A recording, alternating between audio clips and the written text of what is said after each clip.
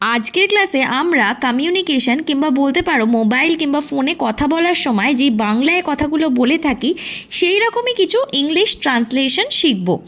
আমি কি দয়া করে জানতে পারি আমি কার সাথে কথা বলছি? Can I ask hmm I am speaking to? আমি কি ওটার বানানটা দেখতে পারি দয়া করে? Can I check the spelling of that please? আমি কি দয়া করে একটা বার্তা রাখতে পারি? Can I leave a message please? আমি কি আপনাকে 1 মিনিটের জন্য হোল্ডে রাখতে পারি? Can I put you on hold for a minute? আপনি কি 1 মিনিটের জন্য ধরবেন দয়া করে? আমি অন্য একটি কলের মধ্যে আছি। Can you please hold for a minute? I have another call. আপনি কি দয়া করে তাকে বলতে পারবেন যে তার স্ত্রী কাল দিয়েছিল?